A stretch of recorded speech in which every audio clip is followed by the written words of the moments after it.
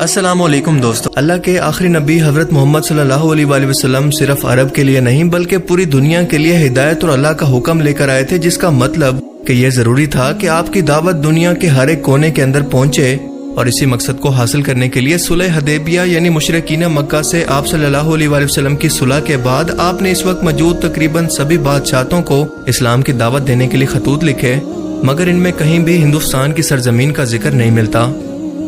تو کیا اس کا مطلب ہے کہ واقعی ہندوستان کے اندر اسلام کا پیغام کبھی پہنچا ہی نہیں؟ اور اگر پہنچا ہے تو کب اور کس طرح سے؟ اور یہی ہماری آج کی اس ویڈیو کا ٹاپک ہے کہ ہندوستان کے اندر اسلام آخر کیسے آیا، جسے سمجھنے کے لیے آپ کو 1400 سال کی ٹائم لائن اور اسلامی تاریخ کو مختصر طور پر جاننا پڑے گا، اور اس ویڈیو کو ہم 2 پارٹس کے اندر ڈیوائیڈ کریں گے، لیکن میں کوشش کروں گا کہ آپ کو آسان سے آسان الفاظ کے اندر سمجھا سکوں۔ تو چلیے شروع کرتے ہیں۔ اسلام کا آغاز دنیا کے پہلے انسان اور پہلے نبی حضرت آدم علیہ السلام سے ہندوستان کی سرزمین سے پہلے ہی ہو گیا تھا، کیونکہ انہیں اس وقت ہندوستان کے علاقے سری لنکا کی سرزمین پر اللہ کے حکم سے اتارا گیا۔ مگر امت مسلمہ کا آغاز رسول اللہ صلی اللہ علیہ وآلہ وسلم کی دعوت دین کے بعد ہوا، کیونکہ رسول اللہ صلی اللہ علیہ وآلہ وسلم کی پیدائش 571 کے اندر ہوئی، جبکہ اس کے 40 سال کے بعد آپ نے نبوت کا اعلان کیا، یعنی 610 کے اندر۔ 622 تک یعنی تقریباً 12 سے 13 سال تک آپ نے مکہ کے اندر دعوت کا کام کیا، اور اس کے بعد ہجرت کر کے مدینہ تشریف لے گئے، اور مدینہ میں اپنی وفات تک یعنی 632 تک آپ نے پورے جزیرہ عرب کے اندر اسلام کو غالب کر دیا۔ اگر ہم دنیا کے نقشے پر دیکھیں تو مکہ یا جزیرہ عرب جزیرہ ہند سے یعنی ہندوستان کی سرزمین سے اس طرف موجود ہے۔ اس جزیرۃ الہند کے اندر آج کے دور کے ہندوستان، پاکستان، برما، سری لنکا، بنگلہ دیش اور افغانستان کا کچھ حصہ بھی شامل تھا۔ جزیرۃ الہند کے اندر آپ جانتے ہیں کہ مسالہ جات بہت ہی اچھی کوالٹی کے اور بہت زیادہ تعداد کے اندر پائے جاتے ہیں۔ ان کی تجارت جس راستے سے ہوا کرتی تھی وہ عرب جزیرے کے درمیان کے اندر پڑتا تھا، یعنی ہندوستان کے لوگ یہ تجارتی سامان لے کر عرب سرزمین سے ہوتے ہوئے میڈیٹرین سی پر موجود جہازوں پر لاد کر اسے یورپ کے ملکوں تک پہنچایا کرتے۔ اس کے علاوہ عرب کے لوگ بھی ہندوستان سے سمندری راستے سے تجارت کیا کرتے۔ عرب کے یہ تاجر عربین سی سے ہوتے ہوئے آج ہندوستان کا جو علاقہ سمندر سے ملتا ہے، یعنی کیرلا سے لے کر گجرات تک جہاں جہاں بھی پورٹس موجود ہیں، وہاں پر عرب تاجر اپنا سامان لے کر جایا کرتے۔ مکہ میں رہتے ہوئے جب آپ صلی اللہ علیہ وآلہ وسلم نے اعلان نبوت کیا تو ان لوگوں کے اندر انقلاب آ گیا۔ یہ اعلی اخلاق اور نسل پرستی سے باہر نکل کر ایک مہذب قوم کے اندر بدلنے لگے، لہٰذا یہ عرب تاجر جو کہ اسلام قبول کر چکے تھے، اخلاقیات کے ساتھ ساتھ اسلام کا پیغام لے کر بھی یہاں پر آتے اور لوگوں کو دین کی دعوت دیتے۔ اس وقت ہندوستان کا سب سے بڑا مسئلہ یہ تھا کہ یہاں کے لوگ کئی نسلوں کے اندر اور کئی طبقوں کے اندر بٹے ہوئے تھے، مثلاً برہمن، شتری اور شودر وغیرہ۔ سب سے اعلیٰ ذات برہمن تھی، جو کہ پورے ہندوستان کا صرف 5% تھے، جبکہ 95% نچلے درجے کا طبقہ تھا جس کے کوئی بنیادی حقوق تک نہیں تھے۔ انہیں انتہائی اچھوت سمجھا جاتا۔ کوئی برہمن ان کے ساتھ بیٹھ کر کھانا کھانا تو دور کی بات، بلکہ ان کے ساتھ ہاتھ ملانا یا بات کرنا بھی اپنی توہین سمجھتا۔ لیکن جب یہی شودر ذات کے لوگ یہ دیکھتے کہ عرب قافلے کے اندر آنے والے مالک، غلام، کالے، گورے سبھی ایک ساتھ بیٹھ کر کھانا کھا رہے ہیں، ایک ساتھ سفر کر رہے ہیں، ان میں کوئی بھی ذات پات کا نظام نہیں، تو آہستہ آہستہ کچھ لوگ ان سے متاثر ہو کر مسلمان ہونے لگے۔ یعنی آپ یہ کہہ سکتے ہیں کہ اسلام کی بارش ہونے سے پہلے ہندوستان کی سرزمین پر اسلام کی بوندا باندی شروع ہو چکی تھی، مگر صرف ساحل سمندر کے علاقوں تک۔ ان علاقوں میں سے ایک کالی کٹ کے علاقے کے اندر ایک مسجد آج بھی موجود ہے، جس کا نام ہے مسجد مالک بن دینار، اور اس پر اس کا سنگ بنیاد 628 لکھا ہوا ہے، یعنی آپ صلی اللہ علیہ وآلہ وسلم کی وفات سے تقریباً 4 سال پہلے، کیونکہ آپ کا انتقال 632 میں ہوا۔ اور آپ جانتے ہیں کہ کسی علاقے کے اندر مسجد کی ضرورت اسی وقت پڑتی ہے جب یہاں پر نمازیوں کی یا مسلمانوں کی تعداد بڑھ جائے۔ یعنی اس مسجد کی تعمیر سے کئی سال پہلے تک لوگ آہستہ آہستہ اسلام قبول کرتے چلے آ رہے تھے، جو بنا جنگ کے اخلاق کے ذریعے ہندوستان کی سرزمین پر اسلام کا دروازہ بنے۔ رسول اللہ صلی اللہ علیہ وآلہ وسلم کی وفات کے بعد جب حضرت ابو بکر صدیق پہلے خلیفہ بنے تو ہندوستان کے جزیرے پر دعوت کا کام شروع نہیں ہو سکا، اور اس کی وجہ یہ تھی کہ عرب کے اندر ہی مرتدوں کے فتنے نے انہیں الجھائے رکھا،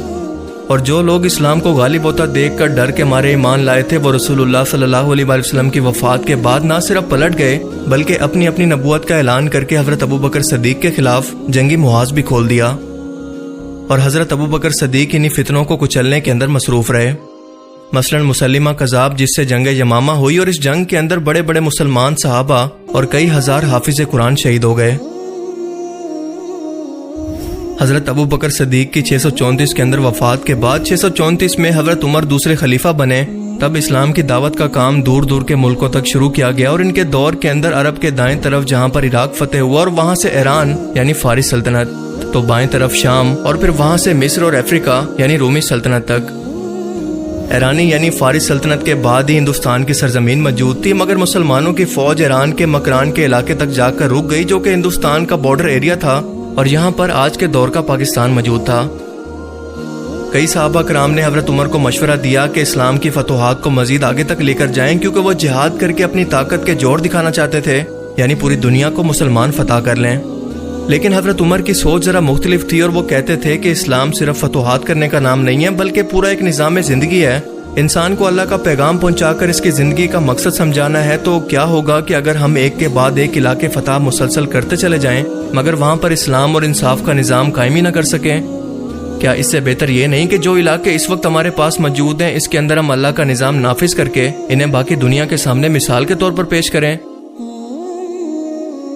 حکم بن عمر مکران کے اندر ایرانی فوج سے ہونے والی جنگ کے اندر مسلمانوں کے سپہ سالار تھے اور آج کے دور کے پاکستانی صوبے سندھ، بلوچستان اور پنجاب وغیرہ کے علاقوں کا راجہ اس وقت تھا راجہ داہر.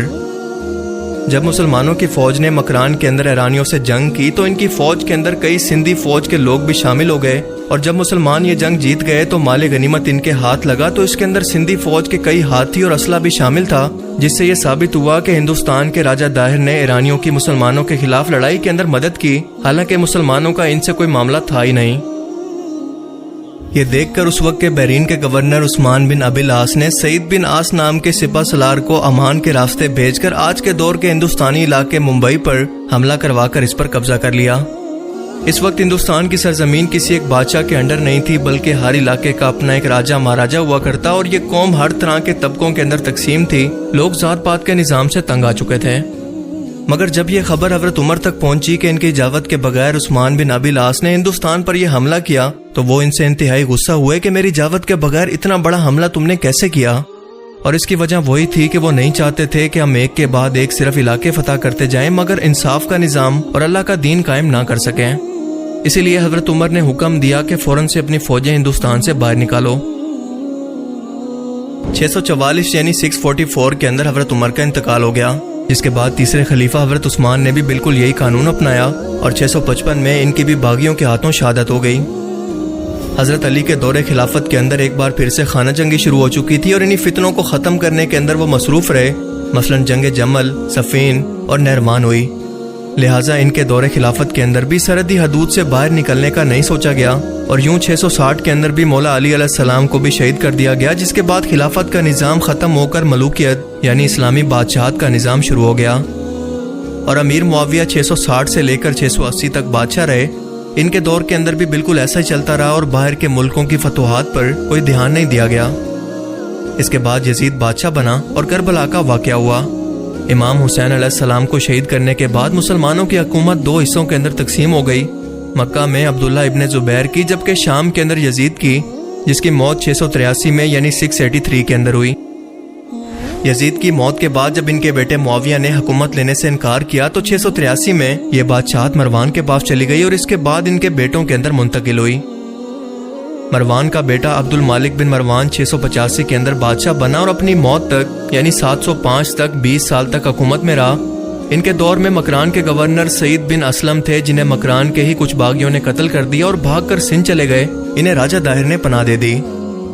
اور دو سلطنتوں کے اندر ایک بادشاہ کا باغیوں کو پناہ دینے کا مطلب سیدھا سیدھا جنگ تھا، لیکن پھر بھی عبد المالک نے اس کا بدلہ نہیں لیا کیونکہ انہیں لگتا تھا کہ اگر ہندوستان پر حملہ کیا گیا تو یہ حملہ صرف سندھ تک نہیں رکے گا بلکہ پورے ہندوستان کو حاصل کرنے تک انہیں جنگ لڑنی پڑے گی، کیونکہ کوئی بھی ریاست حملہ کر کے یا بغاوت کر کے انہیں پریشان کرتی رہے گی.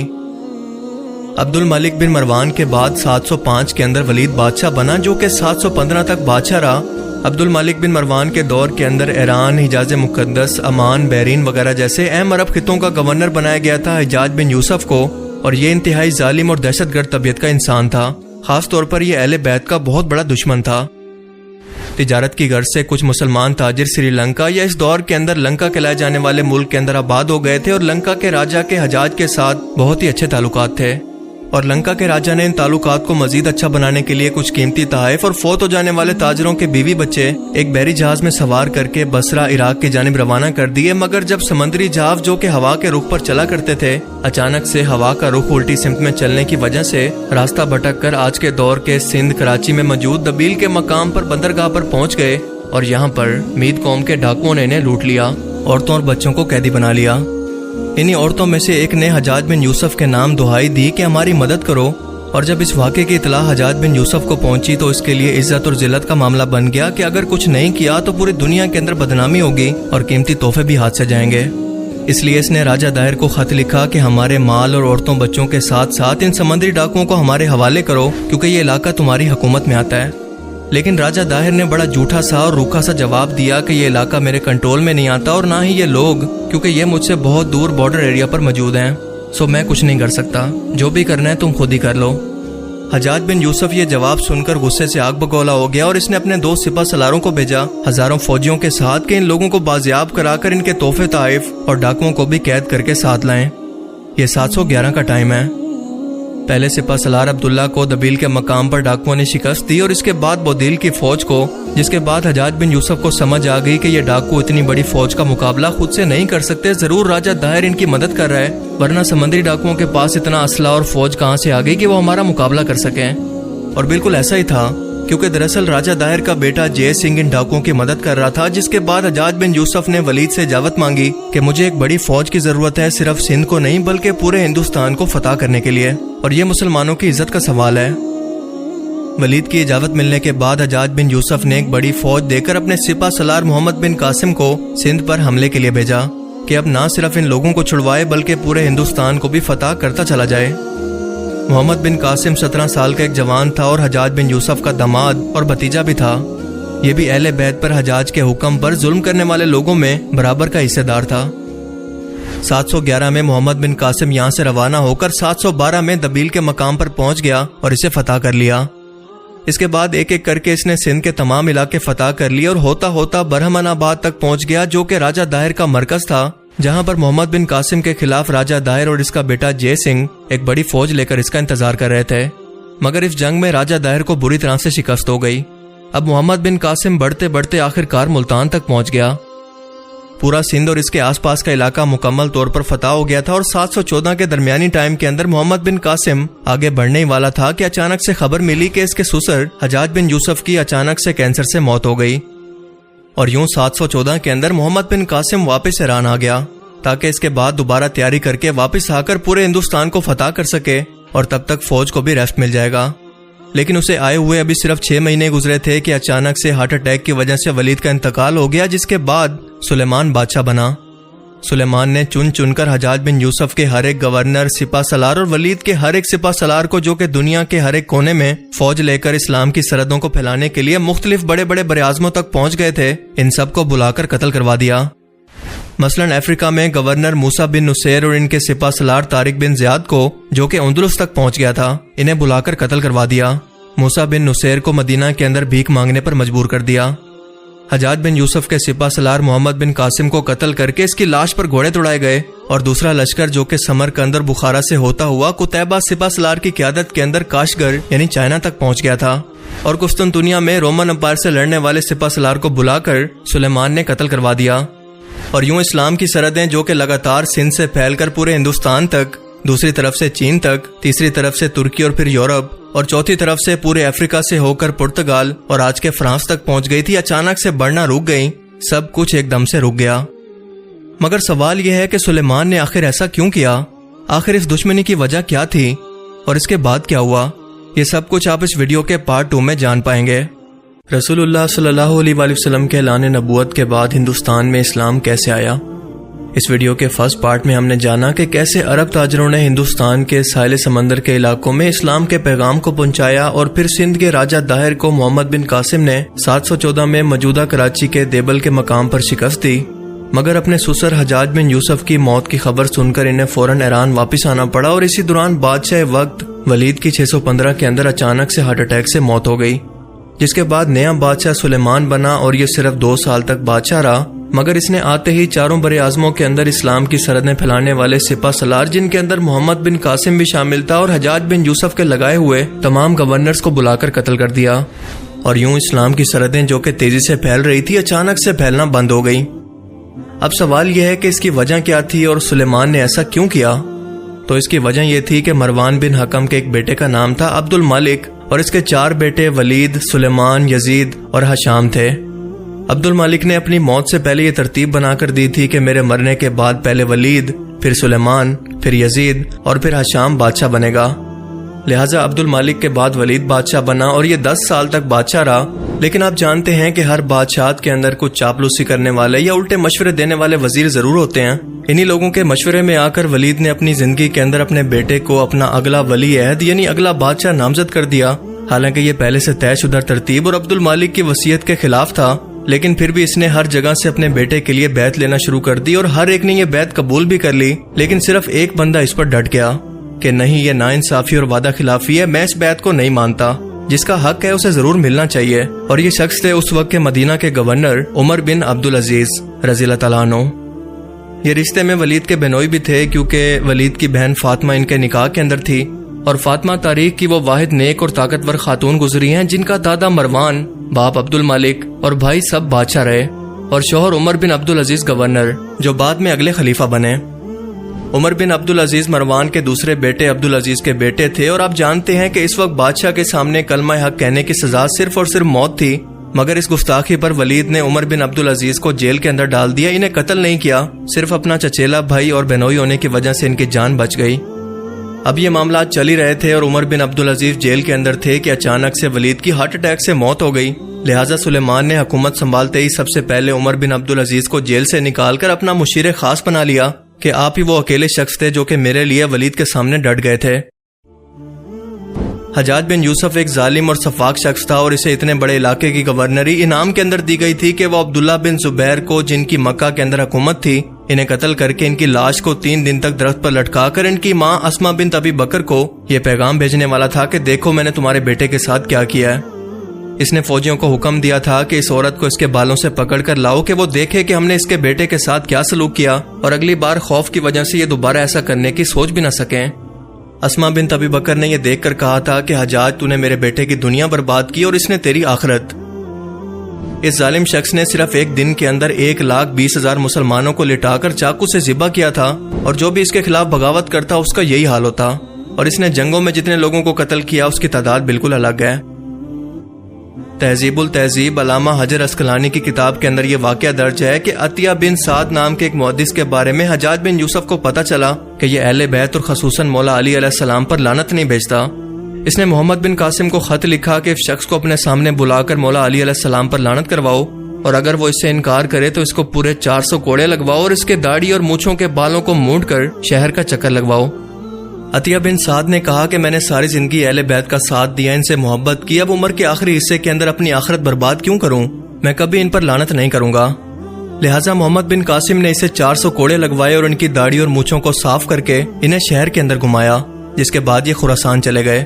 اور اسی لیے سلیمان کو حجاج، اس کے رشتہ دار اور اس کے تمام لگائے ہوئے گورنر، سپہ سالار اور ہر ایک دوسرے سپہ سالار جو کہ اپنی منمانیاں کر رہے تھے سب سے نفرت تھی، جنہیں بلا کر ایک ایک کو اس نے قتل کروا دیا۔ اور دوسرا یہ سب ولید کے بیٹے کی بیعت کرنے کو بھی تیار ہو گئے تھے، اور یہی وجہ تھی کہ سلیمان نے بدلے کی آگ کے اندر حد کو تجاوز کر دیا۔ سلیمان نے اپنی زندگی کے اندر ایک خط لکھ کر اپنے بھائیوں کو اس پر بیعت لینے کا کہا کہ جس شخص کا نام بھی اس خط کے اندر ہوگا تم مجھ سے وعدہ کرو کہ اگلا بادشاہ اس کو چنو گے۔ لیکن بعد میں جب خط کھلا تو پتہ چلا کہ اس کے اندر عمر بن عبدالعزیز کا نام تھا۔ اب یہ کیونکہ ان کے بہنوئی تھے اور بنو امیہ خاندان سے ہی تھے، لہٰذا نہ چاہتے ہوئے بھی عمر بن عبدالعزیز کو ان لوگوں نے حکومت دے دی، مگر صرف 2.5 سال کے اندر 35 سال کی عمر کے اندر انہیں بھی بنو امیہ نے زہر دے کر شہید کر دیا، کیونکہ یہ بادشاہت کے نظام کو خلافت کے نظام کے اندر بدل چکے تھے۔ تمام ممبروں پر جو مولا علی علیہ السلام پر بنو امیہ کے لوگ لعنت کروایا کرتے تھے، اسے ہٹا کر وہ الفاظ جو کہ آپ ہر جمعہ کے خطبہ کے اندر سنتے ہیں عمر بن عبدالعزیز نے شامل کروائے۔ سب مظلوموں کی زمینیں جائیدادیں واپس کروائی، اپنا رہن سہن بادشاہتوں سے بدل کر ایک عام شہری کے اندر بدل دیا، تمام نظام کو اسلامی قانون کے مطابق لے گئے۔ یعنی اسلام کو دوسرا عمر مل گیا تھا، اور ان کی اسی نیک نیتی کی وجہ سے انہیں 5واں خلیفہ راشد بھی کہتے ہیں، کیونکہ انہوں نے ہر معاملے کے اندر حضرت عمر فاروق کی مثال کو سامنے رکھا اور اپنے فکر اور عمل سے ایک بار پھر سے عمر فاروق کے دور کی یاد تازہ کر دی۔ اب حکومتی جائیدادیں واپس ہونے کے بعد بنو امیہ کو اپنی طاقت جاتی نظر آ رہی تھی، لہٰذا انہیں راستے سے ہٹانے کے لیے زہر دے دیا گیا، جس سے عمر بن عبدالعزیز کی وفات ہو گئی۔ یوں 750 کے اندر بنو امیہ کی بدماش حکومت ختم ہو کر بنو عباس کی بادشاہت آ گئی، جو کہ 1258 تک قائم رہی۔ ان لوگوں نے بھی بنو امیہ سے کم نہیں بلکہ بڑھ کر انتقامی کارروائی کی اور بنو امیہ کے جو لوگ مر چکے تھے انہیں بھی قبروں سے نکال کر ان کی بے حرمتی کی۔ یہ لوگ بھی اہل بیت کے دشمن تھے اور ڈرتے تھے کہ کہیں بنو ہاشم پھر سے خلافت کے اندر شامل نہ ہو جائیں، لیکن اس بارے میں زیادہ بات کرنے سے بہتر ہے کہ آپ صرف یہ سمجھ لیں کہ امام باقر، امام جعفر صادق، امام موسیٰ کاظم، ان سب پر کیا ظلم نہیں ہوئے، کیسے دردناک طریقے سے انہیں زہر دے کر قتل کیا گیا، اور یہ سب بنو عباس کے دور میں ہوا۔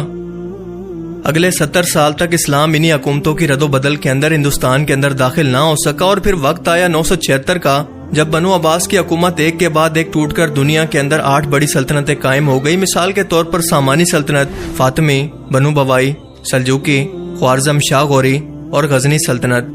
جس کی بنیاد سلطان محمود غزنوی کے والد سبکتگین نے رکھی، اور یہ وقت تھا رسول اللہ صلی اللہ علیہ وآلہ وسلم کے اعلان نبوت کے 370 سال کے بعد، اور محمد بن قاسم کے سندھ پر حملے کے تقریباً 101 سال کے بعد۔ سندھ پر تو محمد بن قاسم کے دور سے مسلمانوں کی حکومت قائم ہو گئی تھی، لیکن اس وقت لاہور کے علاقے سے کابل تک ایک راجہ کی حکومت تھی جس کا نام تھا جے پال۔ جب اس نے دیکھا کہ میرے بغل کے اندر ایک اسلامی ریاست بن رہی ہے اور ایسا نہ ہو کہ کل کو میرے لیے خطرہ بن جائے، تو اس نے فوراً 979 یعنی 979 کے اندر غزنی سلطنت پر حملہ کر دیا، اور کابل اور غزنی کے درمیان ایک جنگ ہوئی، مگر جے پال اس میں بری طرح سے ہار گیا۔ اس نے سبکتگین سے معافی مانگی، اپنی جان کی پناہ مانگی، خراج دینے کا وعدہ کیا اور کہا کہ میں آئندہ کے بعد اس طرح کی غلطی کبھی نہیں کروں گا، لیکن واپس جا کر اس نے وعدہ خلافی کی، اور اسے پتا تھا کہ اب کی بار سبکتگین اس وعدہ خلافی پر بدلہ لینے ضرور آئے گا، لہٰذا اس نے آس پاس کے ہندوستان کے راجاؤں کو خط لکھ کر ایک بڑی فوج جمع کر لی، مگر سبکتگین کی کمال حکمت عملی سے یہ ایک بار پھر سے پشاور کے مقام پر بری طرح سے شکست کھا کر بھاگ گیا، جس کے بعد پورا کابل، پشاور اور لاہور کا کچھ علاقہ غزنی سلطنت کے اندر شامل ہو گیا۔ 997 یعنی 997 کے اندر سبکتگین کا انتقال ہو گیا، اور ان کے 2 بیٹے تھے، ایک کا نام تھا اسماعیل اور دوسرا محمود۔ پہل اسماعیل بادشاہ بنا، مگر صرف ایک ہی سال کے اندر اسے ہٹا کر سلطان محمود غزنوی نے 998 کے اندر پوری حکومت خود سنبھال لی، اور جے پال سے سرحدوں پر ان کی جنگیں مسلسل جاری رہی۔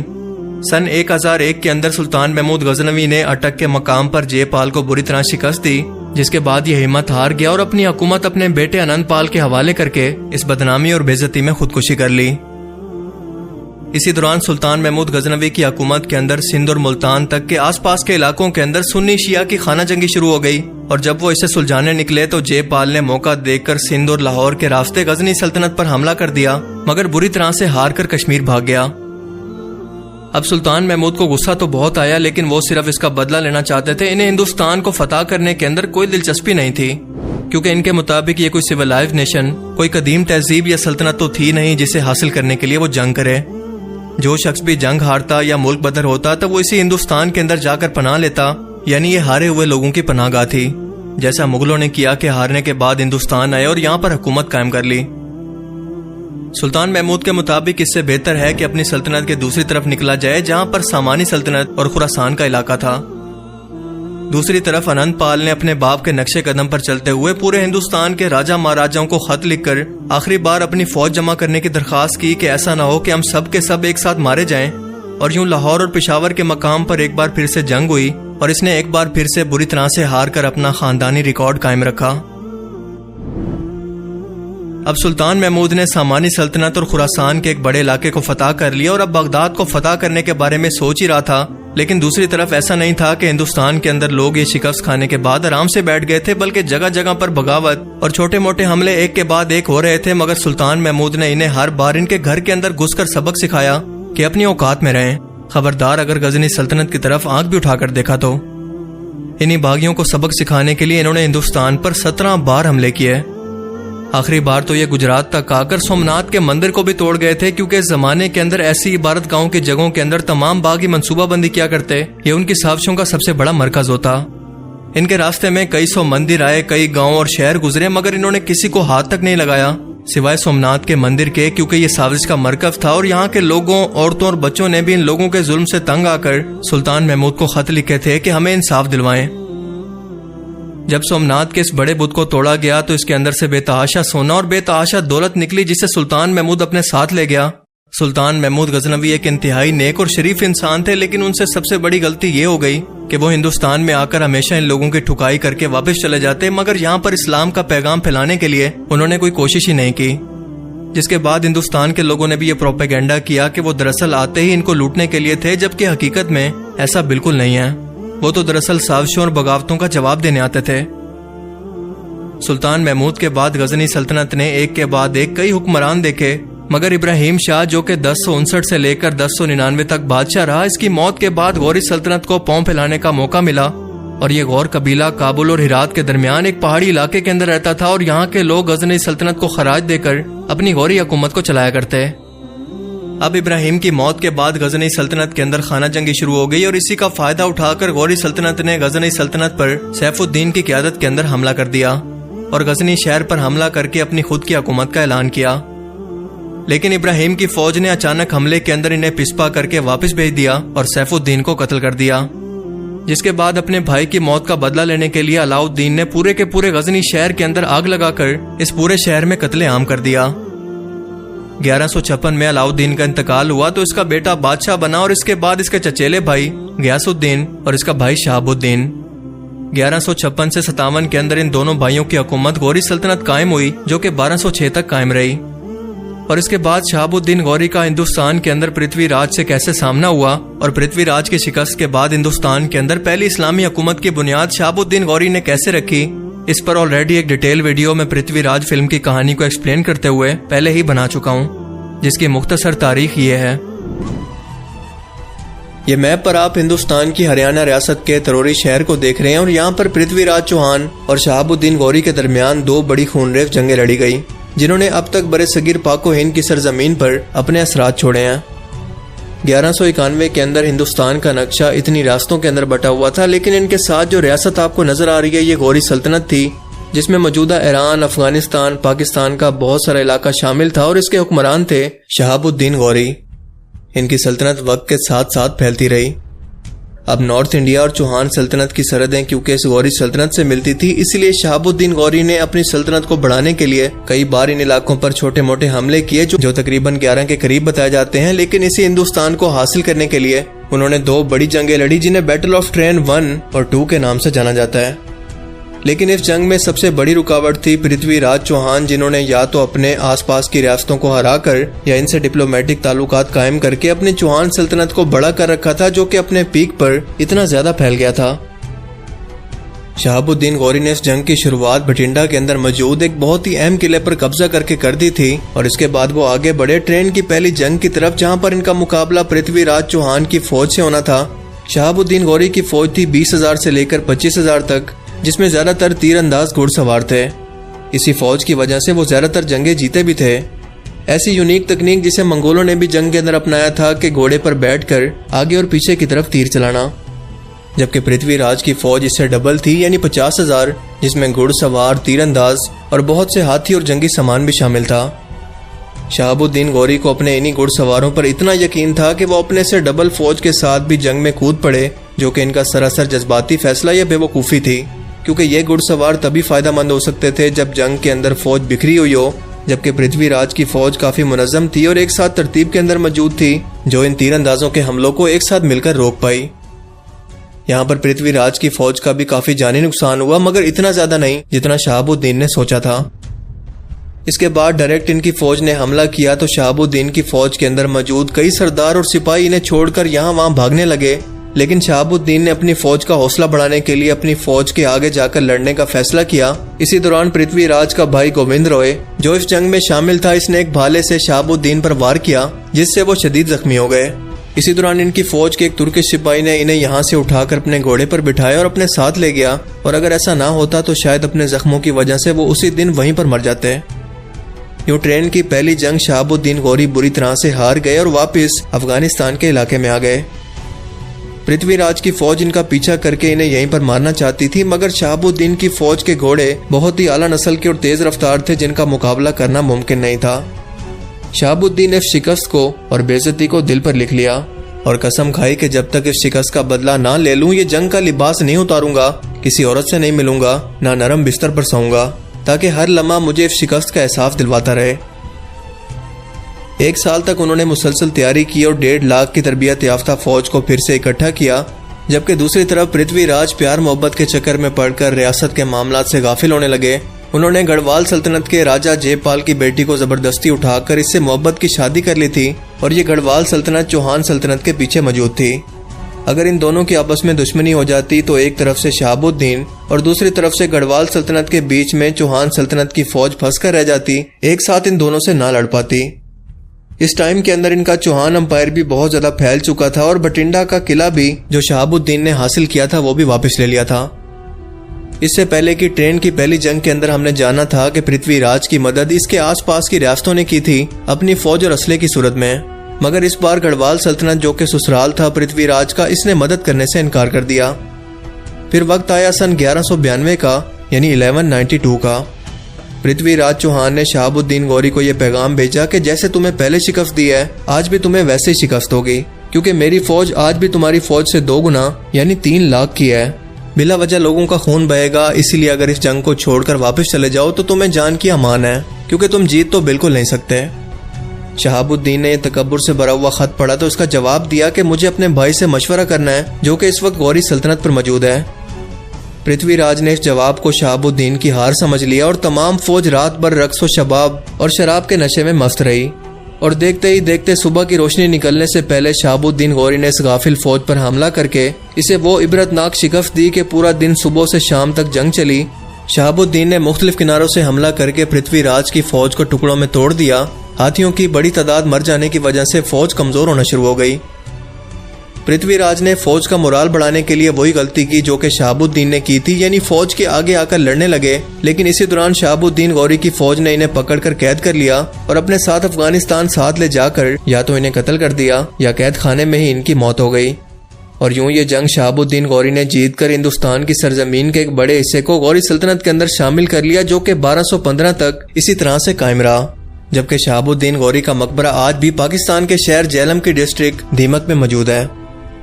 इस जंग की वजह से पूरी बरे सगीर की तारीख ही बदल गई, क्योंकि इसके बाद कई हुक्मरानों ने हिंदुस्तान की सरजमीन पर हमला करके इस पर कब्जा किया, जिसकी सबसे अच्छी मिसाल है मुगल। अगर ऐसा ना होता तो आज का हिंदुस्तान बिल्कुल मुख्तलिफ होता, क्योंकि इससे पहले हिंदुस्तान पर जितने भी हमले हुए, जंग जीतने के बाद ये हुक्मरान अपने अपने मुल्कों में वापस चले गए। लेकिन शहाबुद्दीन गौरी ने पहली बार जंग जीतने के बाद इस इलाके को अपनी रियासत में शामिल किया। आज भी इस जंग के असरात इंडिया पाकिस्तान की सरजमीन पर इतने हैं कि एक तरफ तो इंडिया पृथ्वी मिसाइल बनाता है, तो इसके जवाब में पाकिस्तान गौरी मिसाइल। तो ये थी कहानी हिंदुस्तान के अंदर इस्लाम की आमद की मुकम्मल इस्लामिक टाइमलाइन की रोशनी में। मुझे उम्मीद है कि इस वीडियो से आपको बहुत कुछ नया जानने को मिला होगा और ये वीडियो आपको पसंद आया होगा। अगर ये वीडियो आपको अच्छा लगा तो इसे लाइक कीजिए और अब मैं मिलूंगा आपसे एक ऐसी ही नई इंटरेस्टिंग वीडियो में। Thanks for watching this video. अल्लाह हाफिज़।